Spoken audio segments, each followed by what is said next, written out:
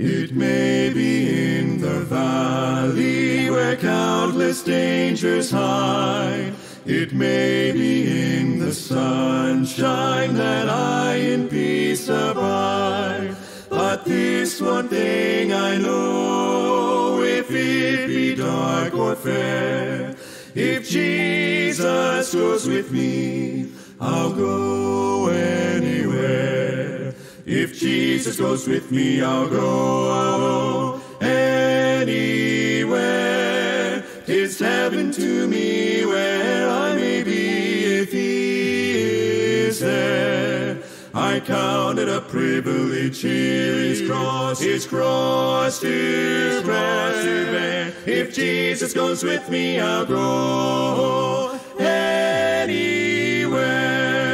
It may be I must carry the blessed word of life across the burning deserts to those in sinful strife. And though it be my Lord to bear my colors there, if Jesus goes with me, I'll go anywhere.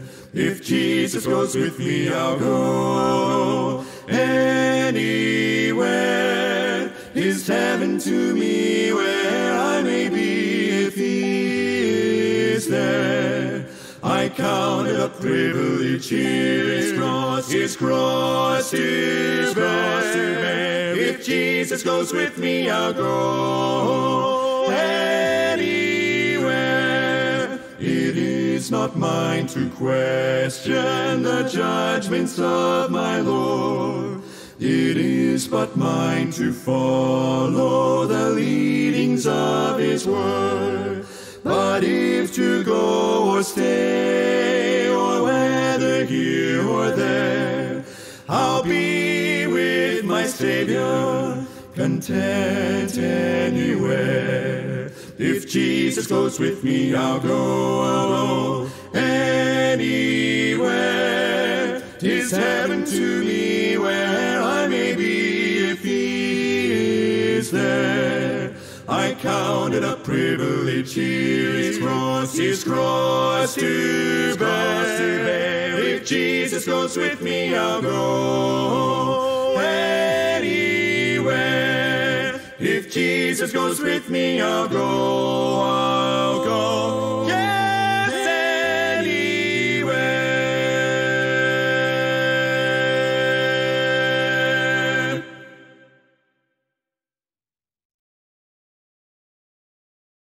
Lead on, O King eternal, the day of March has come.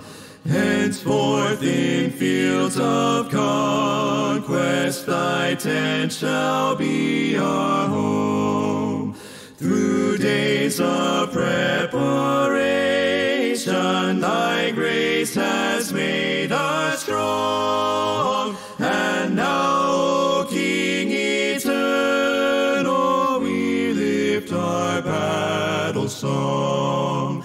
Lead on, O King eternal, till sin's fierce war shall cease, and holiness shall whisper the sweet amen of peace.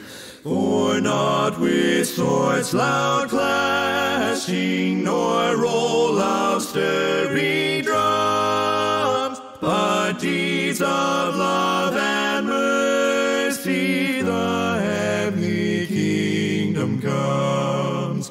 Lead on, O King eternal, we follow not with fears, for gladness breaks like morning where thy face appears.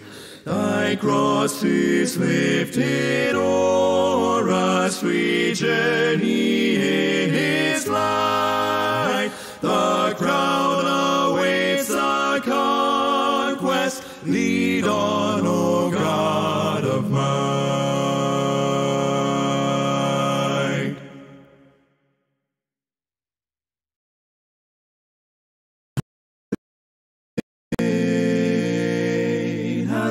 describe. A love that goes from east to west and runs as deep as it is wide. You know all our hopes, Lord, you know all our fears. And words cannot express the love we feel, but we long for you to hear. So listen to our heart, please listen. Hear our spirits sing, a song of praise that flows, song of praise from those you have redeemed. We will use the words we know to tell you what an awesome God you are. But words are not enough to tell you of our love, so listen to our hearts. If words could fall like rain from these lips of mine, and if I had 1,000 years, Lord, I would still run out of time. If you listen to my heart, every beat will say, thank you for the life, thank you for the truth, thank you for the way. So listen to our heart, please listen. Hear our spirits sing, and hear us sing a song of praise, that simple song of praise from those you have redeemed. We will use the words we know to tell you what an awesome God you are. But words are not enough to tell you of our love, so listen to our heart. So listen to our heart, please listen. Hear our spirits sing, and hear us sing a song of praise, that simple song of praise from those you have redeemed. We will use the words we know to tell you what an awesome God you are. But words are not enough to tell you of our love, so listen to our hearts. Words are not enough to tell you of our love, so listen to our hearts.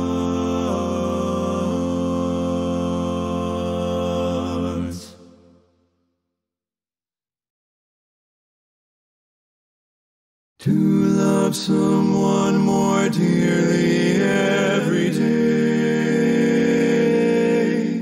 to help a wandering child find his way,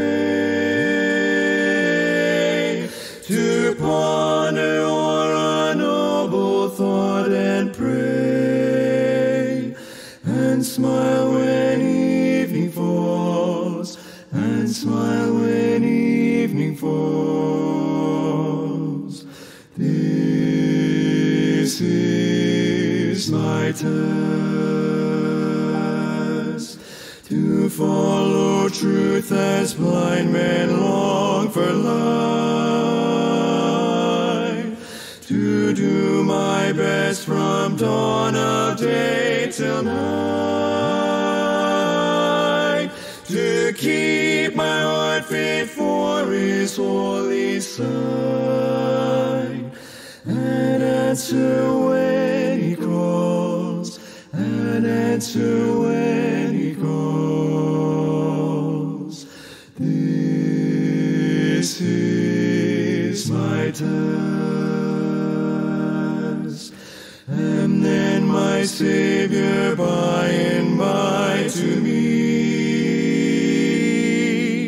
when faith hath made her task on earth complete, and lay my homage at the Master's feet, within the jasper walls, within the jasper walls. This crowns my task.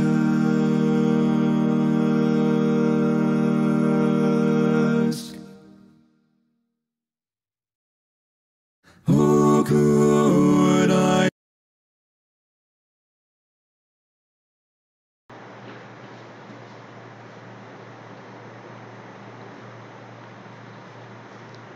Okay, magandang umaga po sa inyong lahat at welcome po sa ating Sunday School here at Countryside Baptist Church live, and also we're broadcasting from our FB Live. However, I cannot go through our group, so you could go to the Baptist Ministerial Seminary page, no?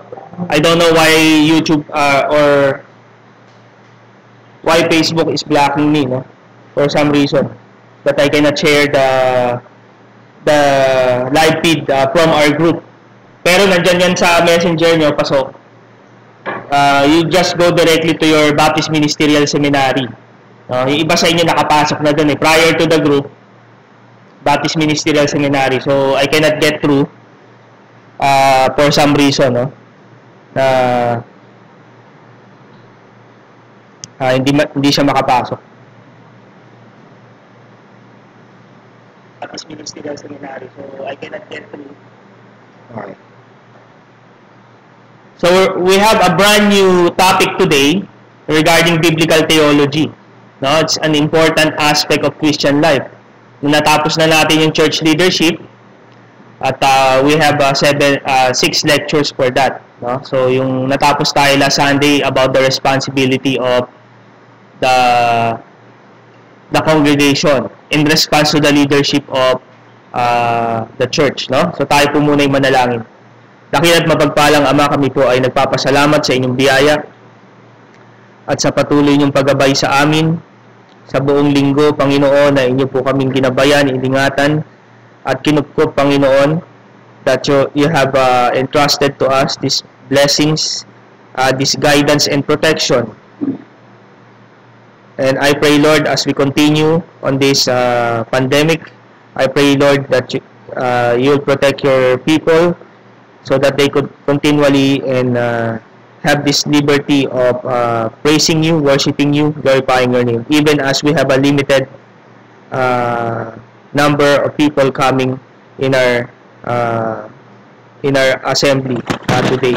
Bless also those brothers and sisters and friends who are attune this very moment through Facebook Live. We thank you, Lord, for this day.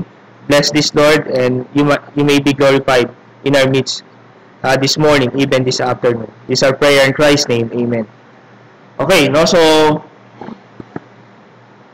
biblical theology, no? Pag sinabing biblical theology, hindi lang ito ibig sabihin na nasa Bible yung theology.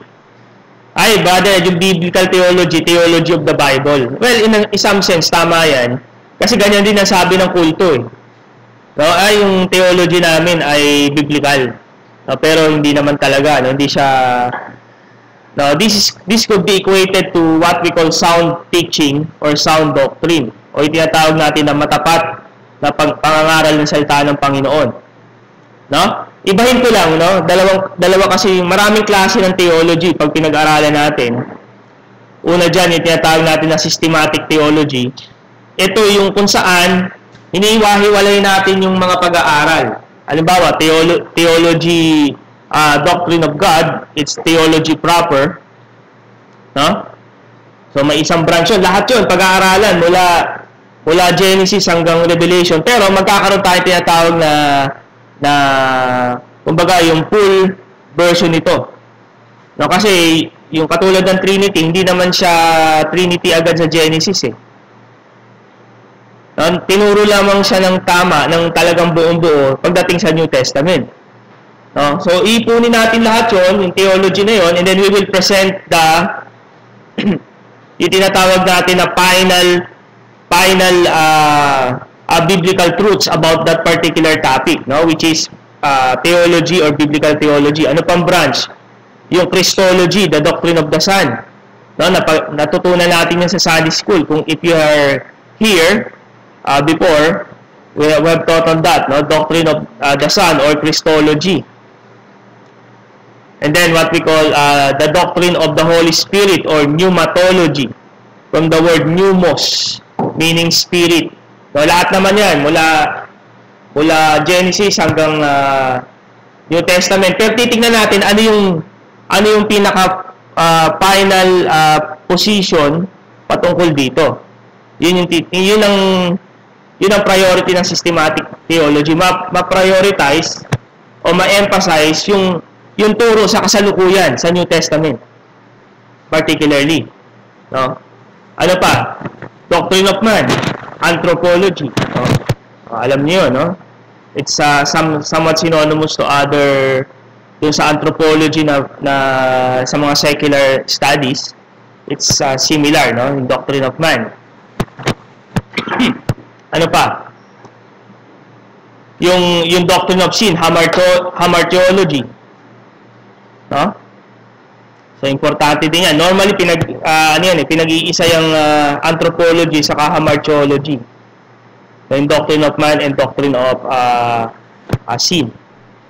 And then what else? Doctrine of the church is ecclesiology. No? Ano pa? Then doctrine of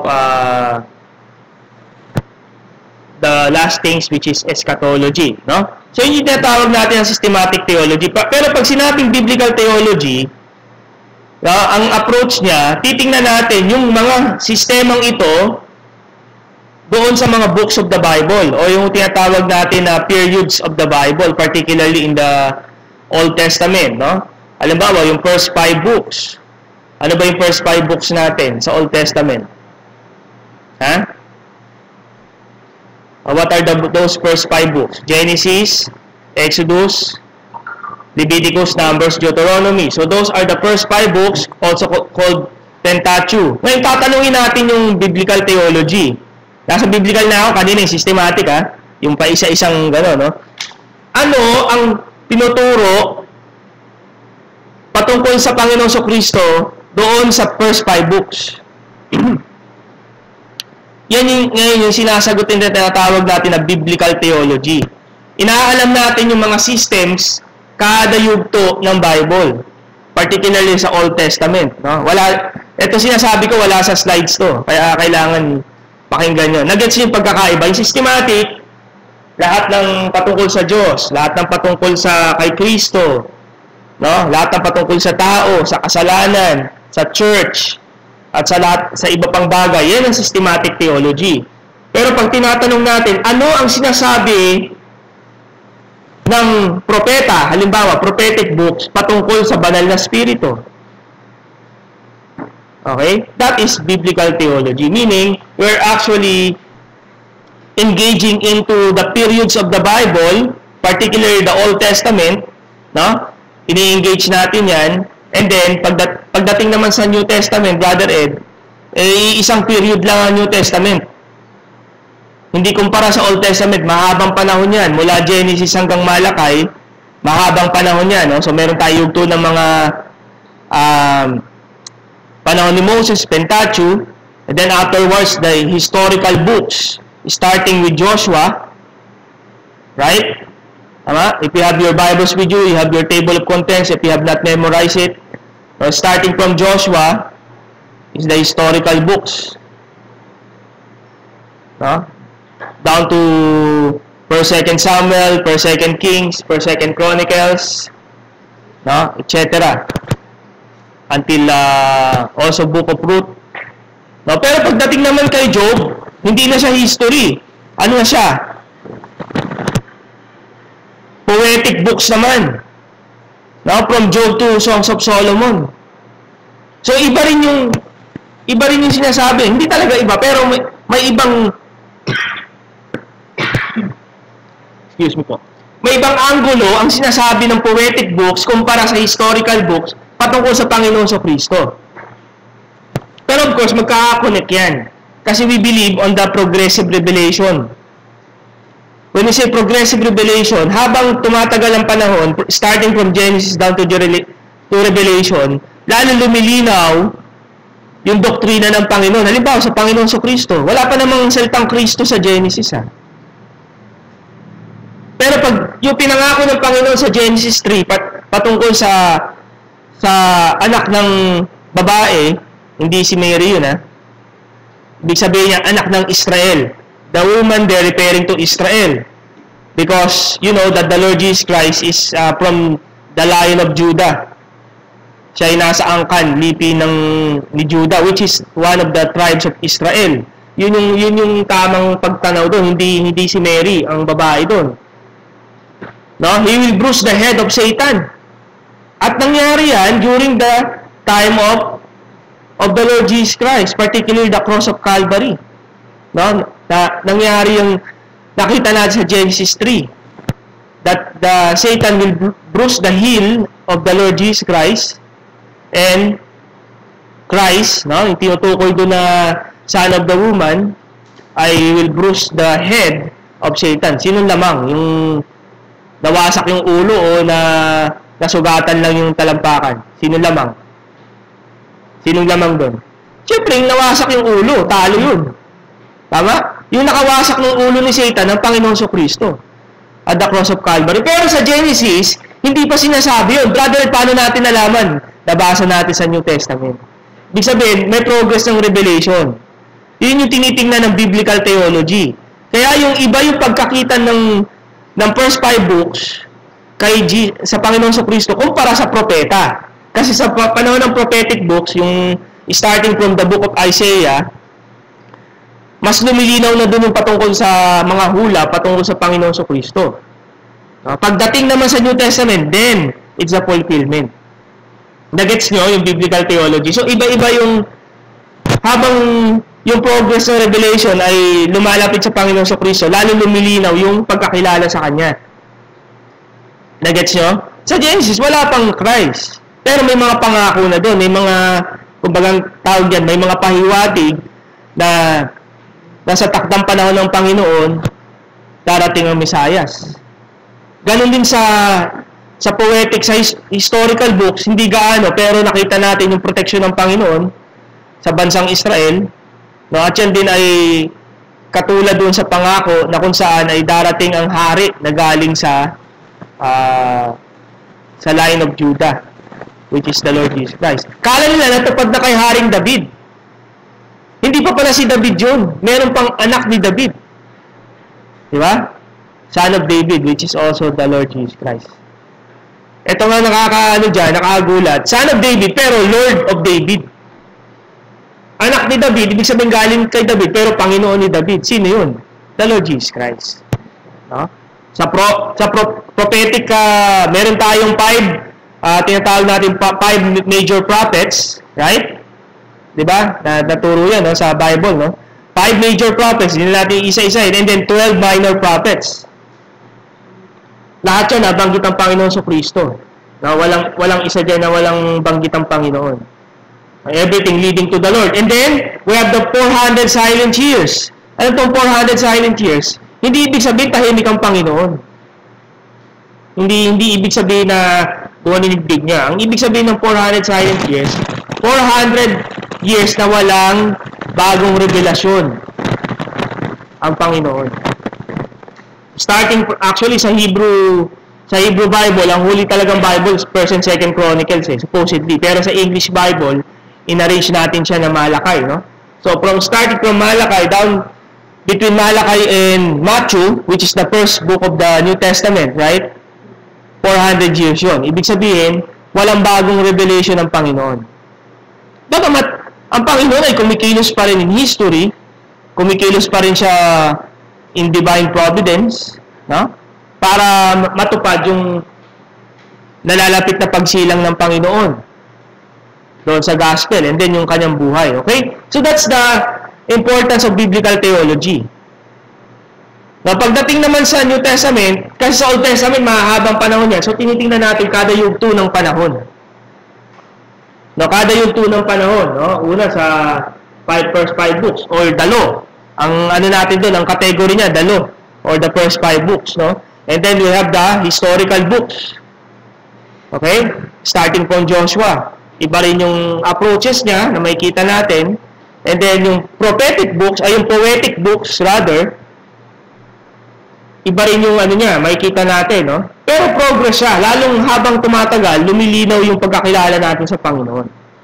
Kung tayo mambabasa ng salita ng Diyos, starting from Genesis down to Revelation or the New Testament. Pagdating naman sa New Testament, iba ang approach ng biblical. Kung baga sa Old Testament, per periodic siya. Nagigets ba yung salitang periodic? O panapanahon? Ibig sabihin, panahon ng kautusan, no? Panahon ng mga hari, panahon ng mga judge. Di ba? May mga yugtong ganun eh. Panahon ng United Kingdom of Israel. Starting from King Saul, then David and Solomon, and then na-split siya into Northern and Southern Kingdom, right? Yung 10 tribes, yung tinawag na Northern Kingdom.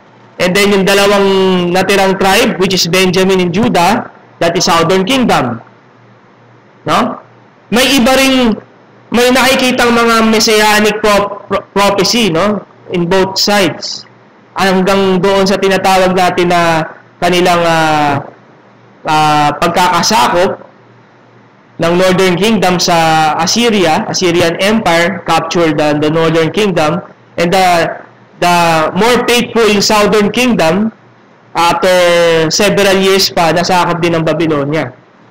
Pagdating naman sa Babylonia, may mga propeta rin doon, including Daniel. 'Di ba? At may nakikita silang mga propesiya patungkol sa Panginoon Kristo. Sa bagay na 'yan, no? So yun yung nakagigets ba? Sa bawat yugto, may iba't ibang mga revelasyon ng Panginoon na nagdadagdag sa impormasyon na nakita na natin starting from Genesis. Hanggat nag-progreso siya, hanggat magkaroon ng fulfillment sa New Testament. Amen? So nakita na, kumbaga imagine yung picture ng isang mansanas. Okay? Mansanas na black and white lang. Black and white lang. Kumbaga, itim lang yung mansanas. Tapos, kinonvert mo sa grayscale. Ibig sabihin, nagkaroon na ng mga grayscale dyan. Alam niyo man grayscale, no? Kumbaga, sa kulay pagitan ng itim sa kaputi. Gray yun, di ba?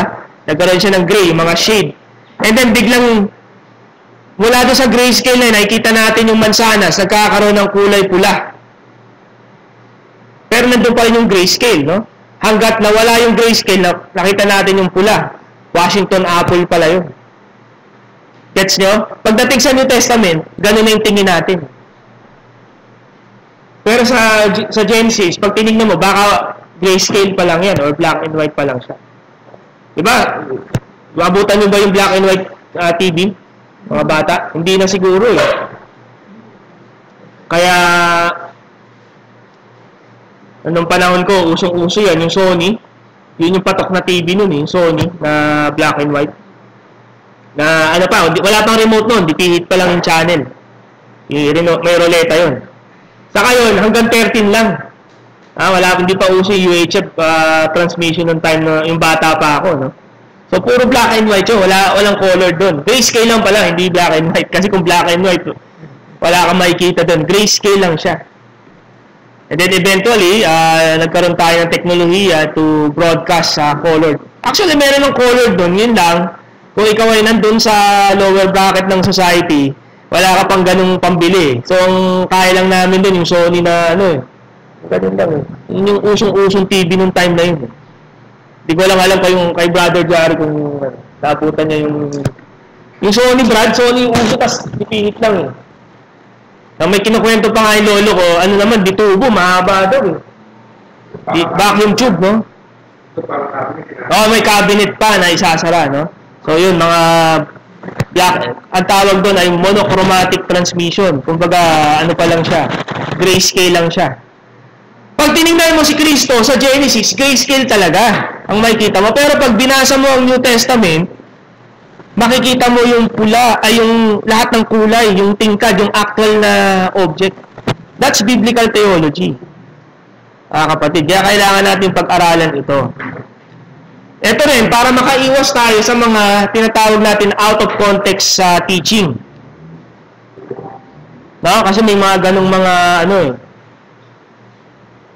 by the way, hindi ko na i-share sa group, no? Nagtataka kayong iba sa atin, lalo na sa ngayon, hindi ko ma-share, no? I have issues with Facebook. I don't know why. However, we're still live on our Baptist Ministerial Seminary. Ayan. Nasa Baptist Ministerial. We're now air for 30 minutes.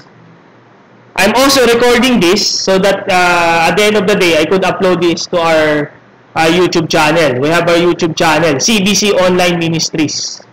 Pag nakita niyo yung logo natin, nandun pa nga yung mga special number ni Mati. Nung siya'y ganun pa lang, oh. Kanta-kanta sila dyan, oh. Yung young people nun. Pre-reserve ko yun, hindi natin dinilit yun. So, nandun pa siya, on the upper ng mga preaching. So, type na sa YouTube, CBC Online Ministries. Hindi ko alam kung may alitan si Facebook saka si YouTube, eh. So, nangyari lang hindi ko mai-share nung nag-upload ako ng YouTube link, eh. I'm not so sure. O, sana hindi ako minomonitor ni Facebook. Totoo naman, eh. Hindi mo ako, tinanggalan mo ako ng ano, eh.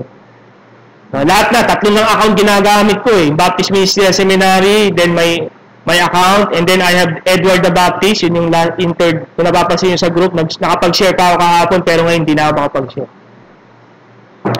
Ng mga Bible verse lang naman sinishare ko sa mga videos. I don't know, yun. So, sa Facebook. Hindi ko alam bakit, anong issue, wala naman eh. So anyway, tuloy pa rin tayo sa page. Doon na lang tayo mag-like. I-like nyo yung page, Baptist Ministerial Seminary page, i-like nyo lang yun. Magpa-pop up yung live. Or yung mga record, nandiyan naman yung videos natin na pwede nyong balikan. Okay? Iba yung pag-broadcast ko kasi I'm also would like to share this outside. Lalo na dun sa mga estudyante ko sa Grace, no? Gusto ko rin sa Marich. Yung iba ko mga kasamaan sa engineering group. Naka-share ko dun sa engineering group. Gusto ko rin ma-reach yung mga iba nating yung mga kaibigan natin. Even though they're not part of the church, they could I know the word of the Lord is powerful enough to convert, to save souls. Yun yung mitiin natin. Okay? So yung nagigets nyo ba yung pagkakaiba ng systematic theology sa Biblia? Yung systematic, isang paksa yan, isang subject. Christology, all about the Lord Jesus Christ. Pero, ang ito-present sa atin ng systematic theology, yung full-blown doctrine na. Hindi niya natitingnan yung development. Samantalang yung biblical theology, tinitingnan yung development kada period of time. Ano si Kristo sa Genesis? Ano si Kristo sa historical books? Pwede natin tanungin at makakakuha tayo ng sagot. Definitely. So, kaya nga pag-aaral, pag biblical theology, book study. Na kung saan, kada book, tinitingnan doon, sino si Christ doon. Ano ang mga character of God. Yan yung mga tinitingnan natin dyan, no? Kaya maganda yung yung last, ba yan? Yung namigay tayo ng mga booklets. Nakatanggap ba kayo nun? Magandang basa devotion niyo yun kasi ang approach niya, biblical theology approach. Kada text, titingnan mo kung sino si Kristo, kung sino ang Panginoon, kung sino yung banal na spirito. May mga ganong approach yung booklet. Kung nakatanggap kayo yung book study. Di ko alam kung si Mati nakatanggap nun eh. Binigyan kita, di ba? Nung John ba yun? O Matthew. John. Yun, ganun ang approach niya. Sa Book of John, titingnan, sino si Kristo doon? Ano yung gospel doon? Etc. Okay? Pagdating naman kasi sa New Testament, iba yung, kumbaga sa Old Testament, period of time. Kasi mahaba. Sa pagdating, iba din sa New Testament, isang period of time lang siya. Within matter of, kung siguro nagsimula magsulat si Pablo, 60 na bro, no? 60 na? Oh, matter of 40 years lang ang New Testament. Kasi 60, and then, of course, alam natin si John the Beloved, mga AD 95 to AD 100 yung Revelation. No? So, matter of 40 years. Paano ang approach naman sa New Testament? Kung sa Old Testament na tinatawag natin periodic o yung tinatawag natin na epoch, meaning period of time, pagdating sa New Testament, authorial ang approach. Meaning per author natin siya tinitingnan. No, kasi maraming mga multiple books yung ibang author doon, katulad ni Pablo. Tama? Starting from Romans down to all the epistles. So, pwede natin siyang i-approach ng Pauline. Kaya meron tayo tinatawag na Pauline theology. Ibig sabihin, you approach the scripture based on the writings of Paul. Pauline theology. Pag kay John naman, Johannine theology. Kasi John. Ano ba yung mga sinulat ni John? Of course, the Gospel of John, then the 1st, 2nd, and 3rd letters, and then the Book of Revelation. So, pwede na siyang i-cluster ng ganun, and then we call it Johannine theology. Meaning, anong tingin ni John? Patungkol sa Diyos, patungkol kay Kristo, patungkol sa kaligtasan, etc., etc. Sino pa ba? Luke has 2 books, no? Ano yung mga books ni Luke? Of course, the Gospel of Luke, and ano pa yung what's the other book of Luke?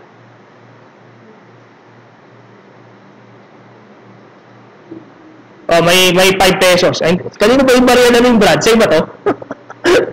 Hindi. Oo, nagtaka ako, may bariya eh. Sige, hindi, joke. Book of Acts, di ba, is Luke.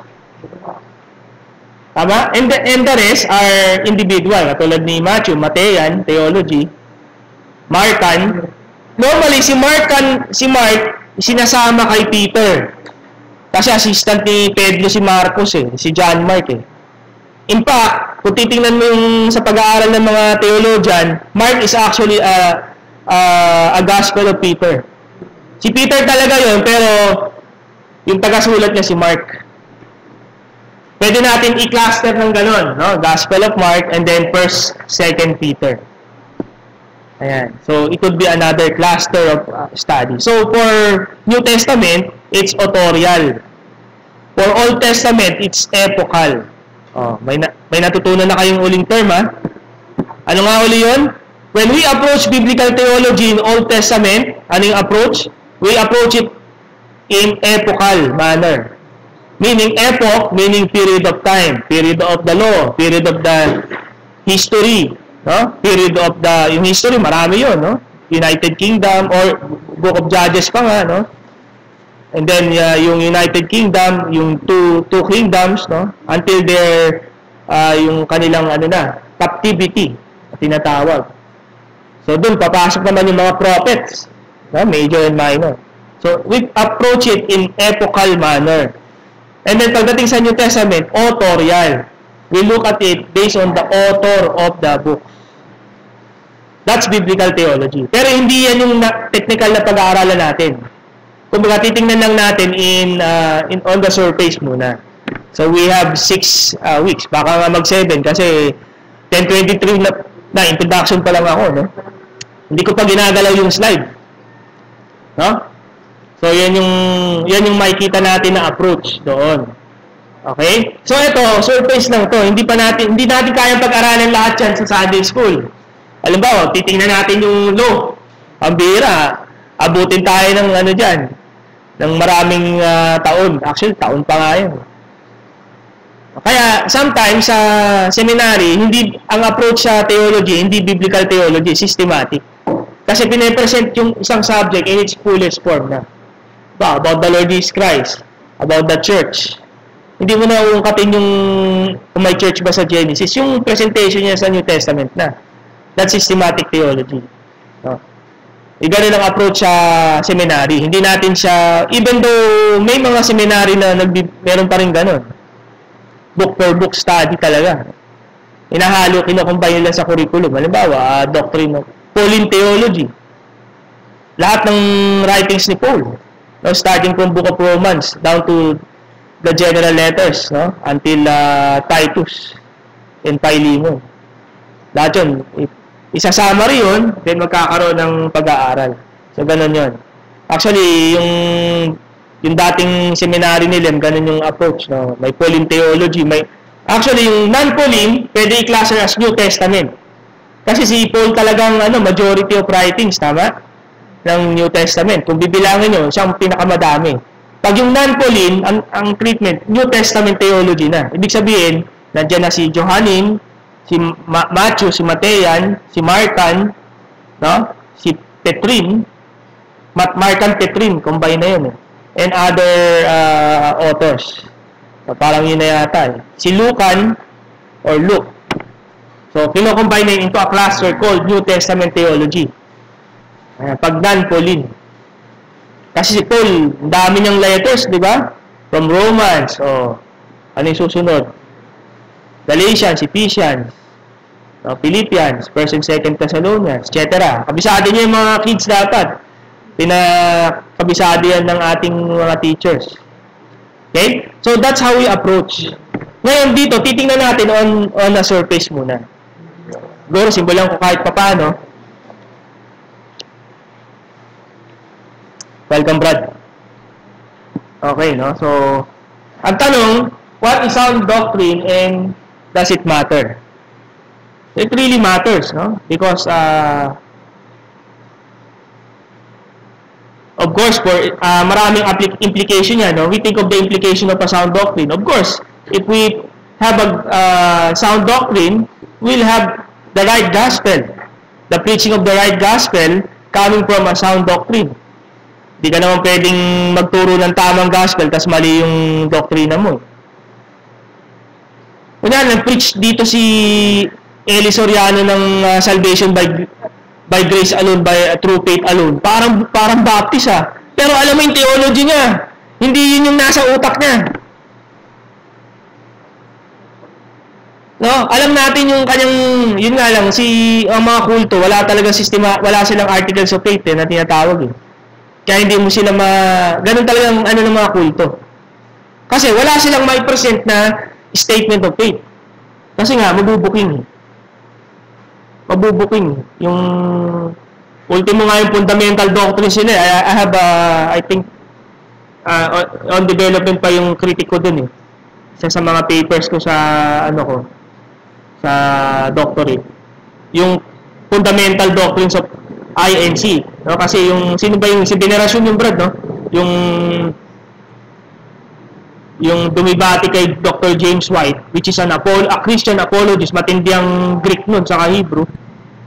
Dapat nosebleed to si Venerasyon. At pinapalabas pa nila, nanalo si Venerasyon kay James White. Maganda talaga mga kulto. Kasi si James White, parang nagka-interesan din sa kulto. Ano bang, nito? Statement of faith. Walang, meron silang pamphlet yun I have a copy of that pamphlet Fundamental Belief of Iglesia ni Cristo. Nakakuha ko nun. Yun, under study ko, I'll be doing a critic on that as part of my dissertation for another program. Pero medyo dahil pandemic, medyo na-COVID din yung paper. Okay, no? So yun, no? Nandun tayo bumabase sa sound doctrine, no? Ang mga translation ko, matapat na salita ng Diyos, no? Yung tama, biblical, no? Kaya yan yung part ng introduction ng biblical theology, no? So it really matters in terms of evangelization. Number 2, in terms of our edification. Importante yun, hindi lang sa di mananampalataya, pero tayo. May pakinabang tayo dito dahil sa sound doctrine, lalago tayo. In fact, pinagkalooban tayo through the Word of God ng tinatawag sound doctrine as a deposit of faith. Pag sinabing deposit, ilinagak. Isang mahalagang bagay. No? Of course, through the Word of God, at ang panawagan ni Pablo, no, ang exhortation ni Pablo kay Timoteo, you defend it, you protect this deposit.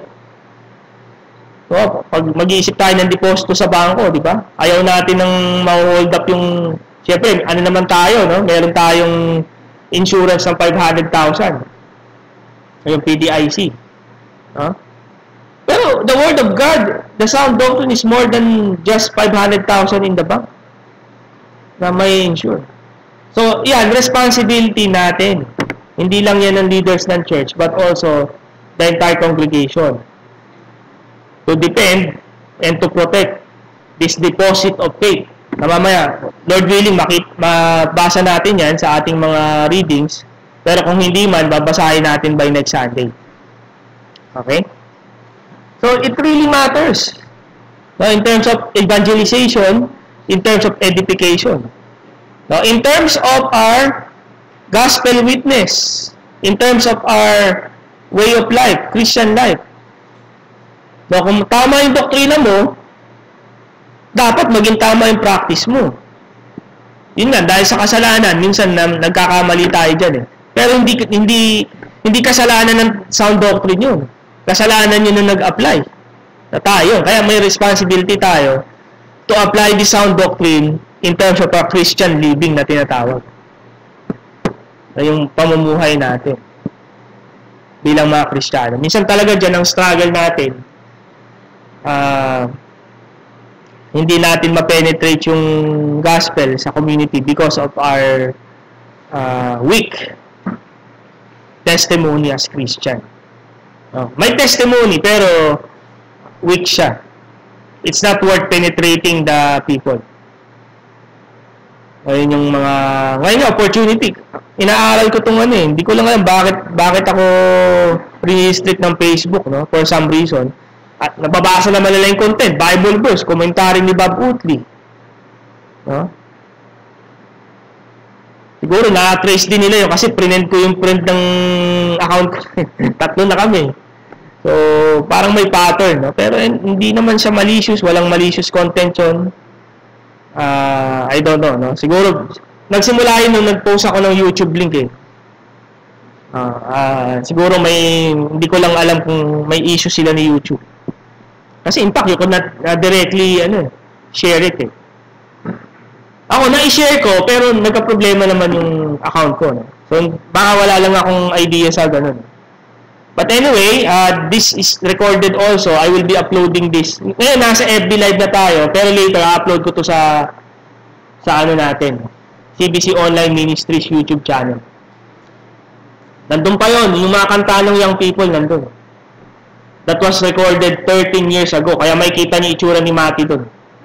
Itsura ni Mati nung time na yun. And hindi ko dinura yun. Nandun pa rin siya. Okay, saka yung choir. May choir nun. Kita niya yan. Yung doon sa CBC Online Ministries YouTube channel. Okay, no? So sometimes, ang tingin natin sa theology is medieval. No? Pag pinag-iusapan ng theology, naku, makaluma ka na, Brother Ed eh. Para tuloy ang itsura mo, mukha kang monk. Medieval monk. No, I believe theology and doctrine are contemporary. Meaning, may application ang theology kahit na noong unang panahon hanggang ngayon. Yung mga prinsipyo nito, hindi nagbabago. It is applied 2,000 years ago. If the Lord will not come in few more years, but it will apply to the future, the Word of God. So it's not a boring, medieval type of study. So tanggalin natin sa isipan natin yan. Siguro nung ako hindi pa converted, ganun ang tingin ko sa theology. Kaya nga ako nag-engineering. No, kasi yun naman pangarap ko maging ingenyero, elementary years pa ako, niisip ko na maging engineer. Hindi ko lang alam kung anong klase ng time na yun. No, pero nanay ko gusto ko maging doktor. So, sabi ko, nung dumadbit ako doctorate, nay, doktor na rin ako. Hindi nga lang medical doctor.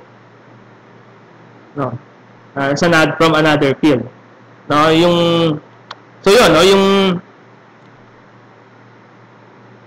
kaya wag natin isipin siya. Nung unbeliever kasi pa ako nung years na yun, I think theology is boring, Bible is boring. Pero nung tayo binago ng Panginoon, nagkaroon tayo ng new perspective on this. Amen? Dapat ganun, no? Hindi tayo, pag pinag-uusapan ng Word of God, no, nagkakaroon tayo ng excitement. Dapat ganun ng isang Kristiyano. Ayan, conjures image medieval monk, no? So, yan yung tingin nila sa theology. Okay. Palakayan ko lang to.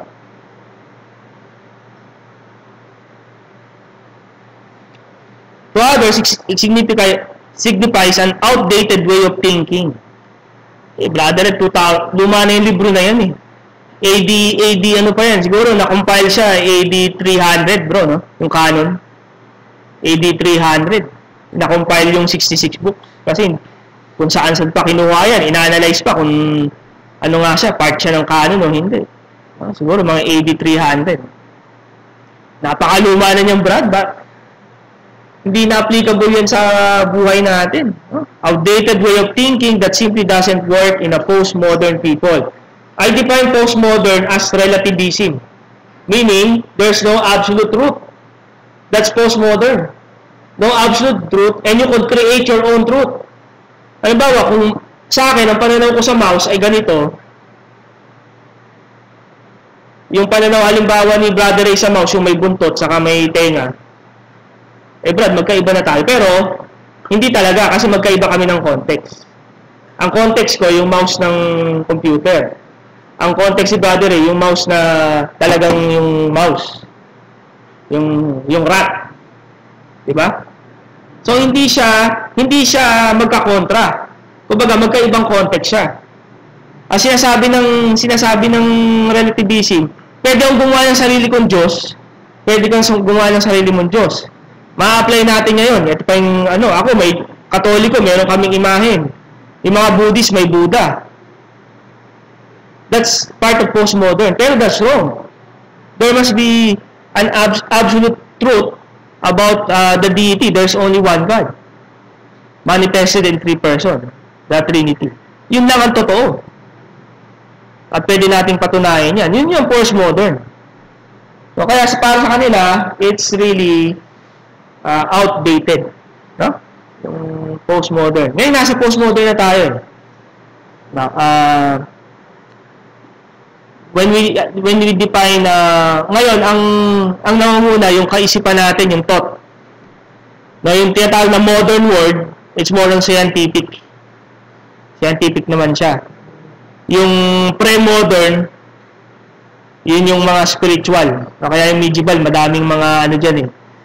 Diyan na-develop yung mga concept ng vampira, nung kung ano-anong spirituality. On the pre-modern, which is more spiritual. And then, nung nagkaroon na tinatawag na Renaissance, yun yung pag-discover ng mga knowledge base ng science, no? Yun yung modern world. And then ngayon, nasa postmodern na tayo, it's our mind. No? Lahat yan, binabangga ng Word of God yan. No? No, yung, lalo na yung postmodern, which is relativism. Marami kayong makikitang ganyan, no? Ito na lang, isa sa mga halimbawa ng postmodern, yung LGBTQ+, etc. Kasi they're creating their own gender definition. Not based on the Word of God. The Word of God telling that you're male or female at birth. That's it. No, pero itong mga LGBT na to, gusto kong maging babae, kaya lang lalaki lang ako ngayon eh. Diba? Saan mo nakuha yun? You're creating your own truth, your reality. Pansinin yung listahan ng mga yung LGBT+ na yung haba. Yung gender type, mahaba eh. No? Yun nga, merong sinilang na sanggol. Oh, it's a male for now. Mga ganun pa siya eh. That's male forever. Because what you will define the sex based on, of course, at birth, nakikita mo. Pag may pototoy, lalaki. Diba? Tama ba? Tama, no? Pag may pututoy, lalaki, di naman, no? Baka ma-censor. Di naman siguro. Ang point ko dito, yan yung katibayan, ba't babaguhin mo pa? Brother, may mga hermaphrodite. Well, ang hermaphrodite kasi, it's genetic, I'm not a medical expert, no? Pero meron dong active. May isang active po. Okay, yung isa, hindi siya active. Maaaring during the process of sa tiyan, may mga anomalies na nangyari diyan. Kaya na-develop pareho, pero may isang active diyan. Hindi mo pwedeng sabihin dalawa. Okay? So yan. So, yung mga prinsipyo na yung absolute truth, makikita natin sa Word of God. No? Kaya tingin ng postmodern, outdated ang Bible. I-redefine na natin ang sex, kaya ngayon gender na. Diba? Kasi pag sex, male, female, tapos eh. Pag gender, may definition sila. Yan na papasok yung mga LGBTQ++, etc. Kaya yan, ito nakakatakot ha. pag inadapt nila, pwedeng yung criminal, ano ba, criminal ako, ay, ano talaga yung panloob ko, mabuting tao talaga eh. Mukha lang, ano lang talaga criminal ako, pero mabuting tao yung panloob ko. Saan mo nakuha yun? Kasi nga, lalaki ako, ay gusto kong maging babae. Yung criminal, gusto rin matino, nasa loob niya. Ganun ang application nun, matindi. Wala nang rule yun. Huh? Kaya itong mga bading at ano na to, ayaw nilang i-apply sa ibang bagay yung kanilang pinaggagawa. Kasi, problematic. Napaka-problematic no.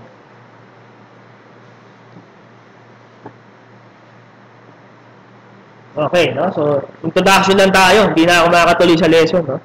So, sana yung kanina, yung sinabi ko, wala sa slides yun, yung difference ng biblical sa systematic. Both are good studies, no? Kung gusto mo mag-focus sa isang topic lang, tingnan mo siya systematically. Systematic theology is better. Pero kung gusto mong tumingin in the period of time, yung epochal approach, biblical theology. Okay, gusto mo lang tingnan si Paul, kung ano siya sabi niya sa salvation, biblical theology. Ganun yung approach. Okay, no? So, maraming objection, syempre, no? Outdated, no? Minsan pa nga, walang puso ang church kasi hindi kami kino-consider as part of the community. Of course, you're part of the community. But for the LGBT group, you just accept whether you're male or female. Period. No? Ito pa ang problematic dyan. Karapatan. Karapatan pang LGBT.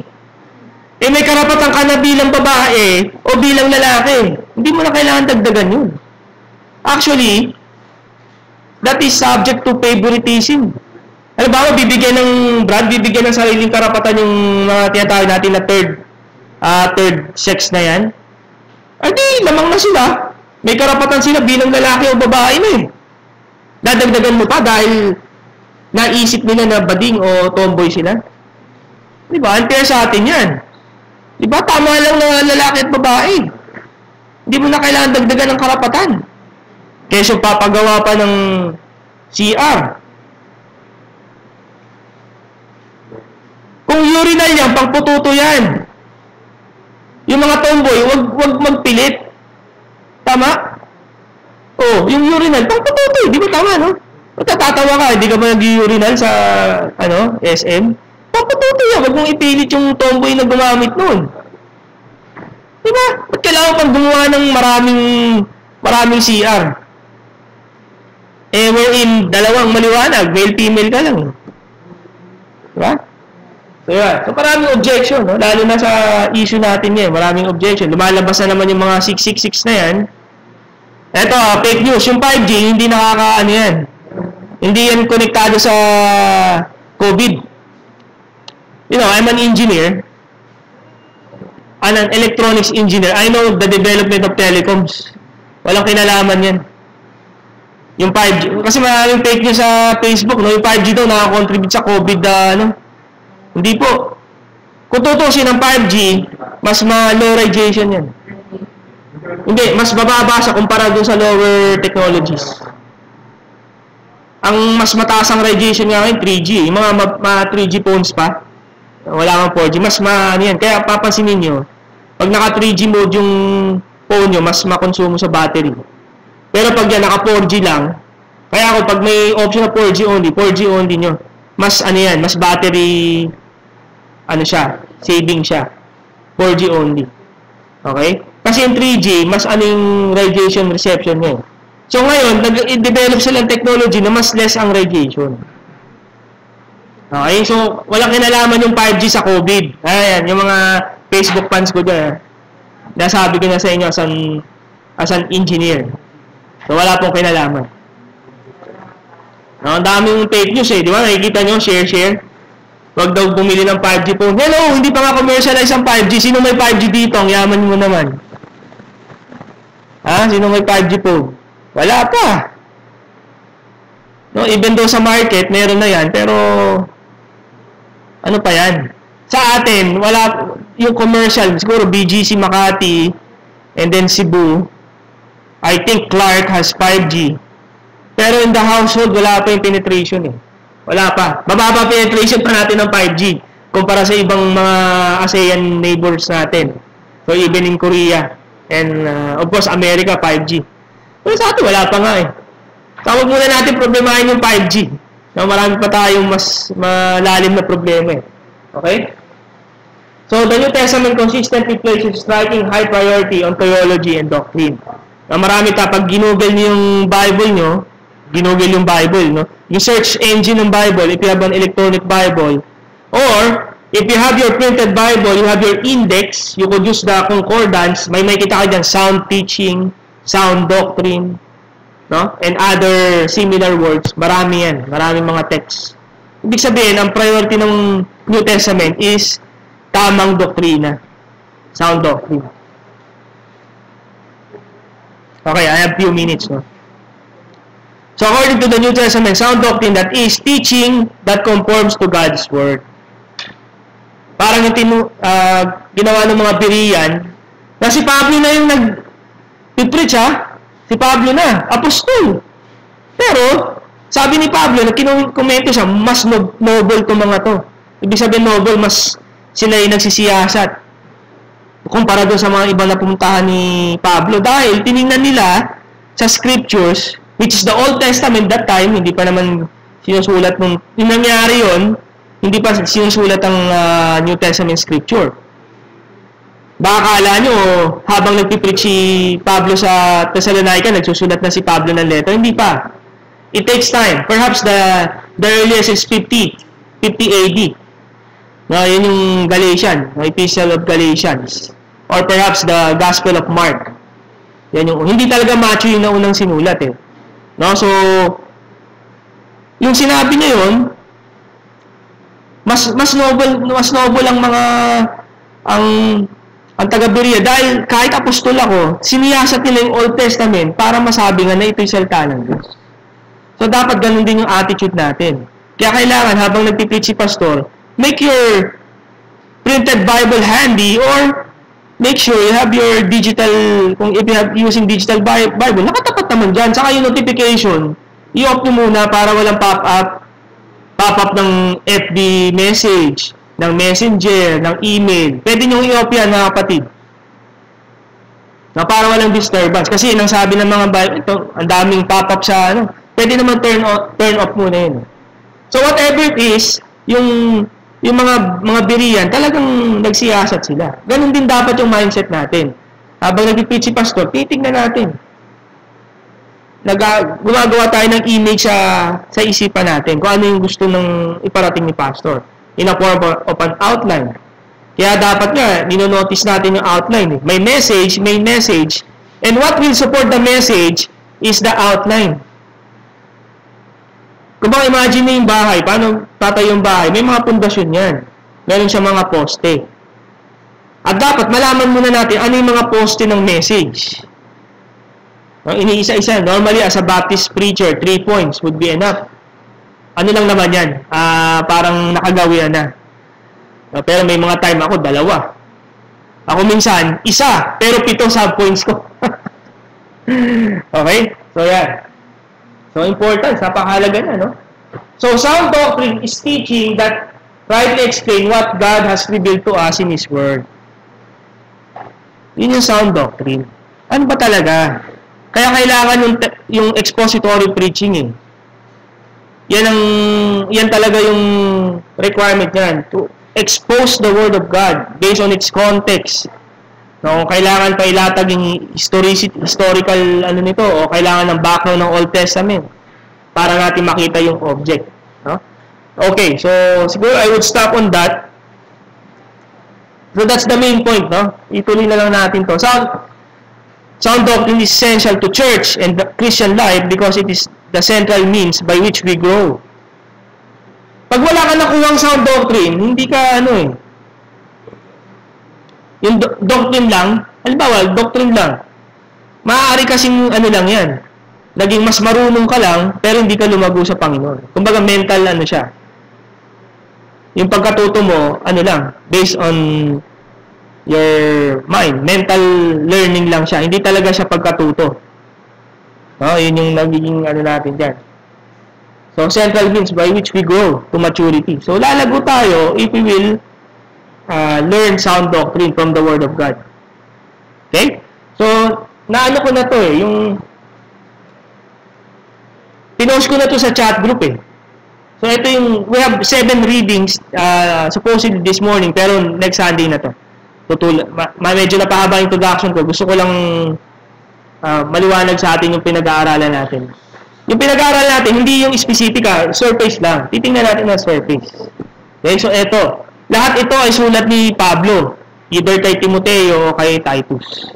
Okay? Na-post ko na rin to At ibibigay ko na rin sa inyo yung notes nyo. Para next Sunday, if you have questions, you could ask.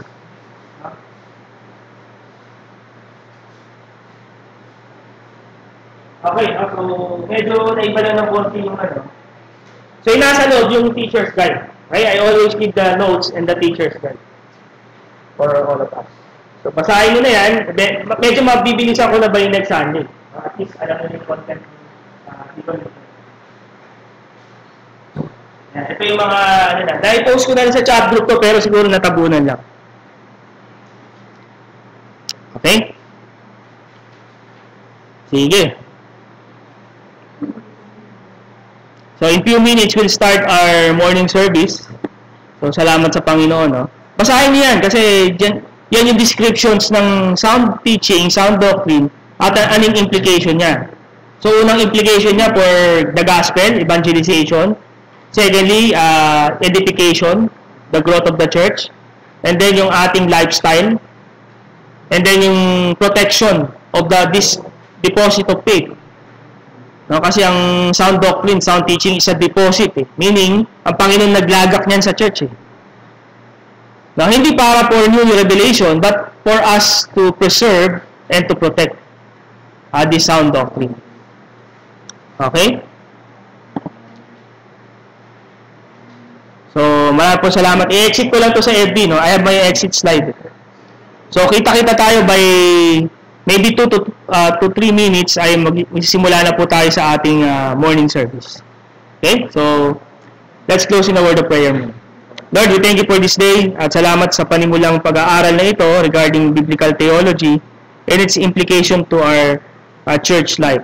I pray, Lord, that you will guide us, give us wisdom, be gracious to us, Lord, as we prepare for our morning service.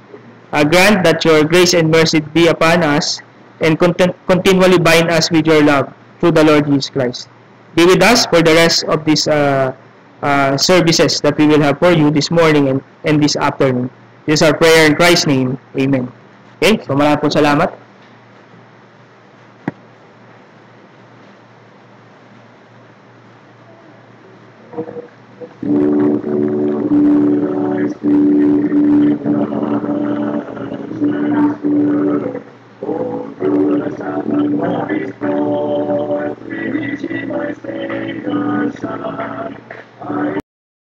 Touch the heavenly strings and vibe with Gabriel while he sings in notes almost divine, in notes almost divine. I'd sing the precious blood once spilled, my ransom from the dreadful guilt of sin and wrath divine. I'd sing his glorious righteousness, in which all perfect heavenly dress my soul shall ever shine, my soul shall ever shine. I'd sing the characters he bears, and all the forms of love he wears, exalted on his throne. In lofty songs of sweetest praise, I would to everlasting days make all his glories known, make all his glories known. Well, the delightful day will come when he, dear Lord, will bring me home, and I shall see his face. There with my Savior, brother, friend, a blessed eternity I'll spend, triumphant in his grace, triumphant in his grace.